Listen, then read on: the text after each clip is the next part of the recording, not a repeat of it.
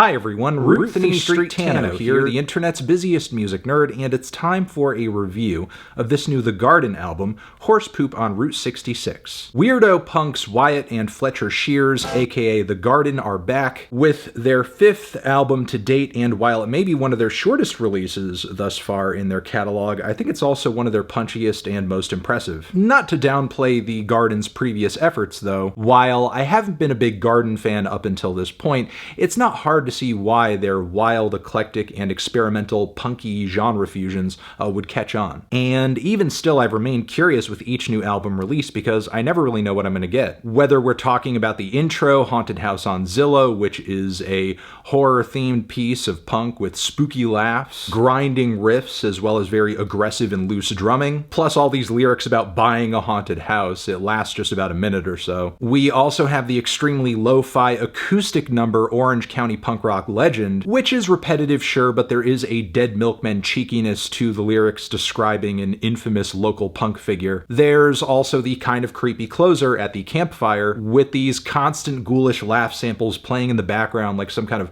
broken, decorative goblin toy from Spirit Halloween, which is honestly kind of annoying, even if the song at the core of the track is kind of cool, as I think the message about falling asleep by a campfire, making mention of tales, does make the entire record feel almost like a nightmare, with maybe some of the tracks, at least in the track list, being little stories or vignettes to be shared by a campfire in a creepy setting. Some of the eerie vibes continue on to other tracks on this record too. It's almost like a miniature or partial theme. There's all the sinister riffs and melodies on OC93. We have more ghastly giggles on the intro of the track too, and maddening lyrics touching down on paranoia, claustrophobia, being let to burn. It's a disorienting dive into a disturbed mindset propelled with a vicious performance. There's also the much sweeter but equally dark Chainsaw the Door, which features a lot of pumping beats and cute little indie guitar melodies that sound like something from an early Strokes record. And the lyrics on this thing, blatantly about seeing a door, chainsawing through it, which, given some of the themes of this LP, I can't help but think of like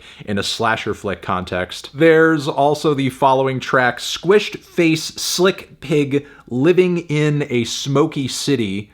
That's a tongue twister. The twisted riffs, atmosphere, and lyrics on this one make it one of the most tortured songs in the entire Garden discography. Almost sounds like something off of an early Swans record, Filth era, but maybe a bit quirkier given that it is the Garden. But yeah, the track overall is raw and vile as hell. There are other interesting stylistic variations across the track list too. The noise punk of Puerta de Limosina, the distortion on this one is so intense, not a whole lot is translating outside of these grinding bass riffs and snares. It's so chaotic and deafening, but the rage fueling this track is something to behold. Then the title track I found to be one of the Garden's most creatively produced songs, with its jazzy chords and summery guitar loops and pumping bass and cool rhythmic breakdowns. A lot of texture, a lot of instrumentation, a lot of switches along the runtime of this track, but still a coherent song structure, and that's what I'm really happy to hear, because often as the Garden has tried random things on a variety of different tracks in the past,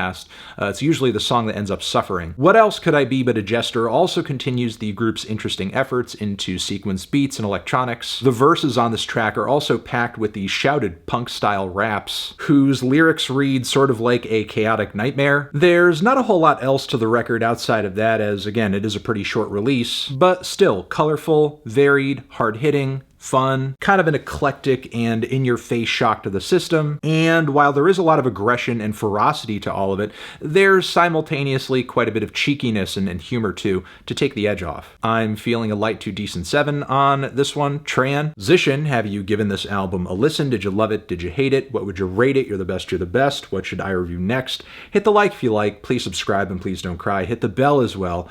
Over here next to my head, it's another video you can check out. Hit that up or the link to subscribe to the channel. Anthony Fantano, The Garden, forever.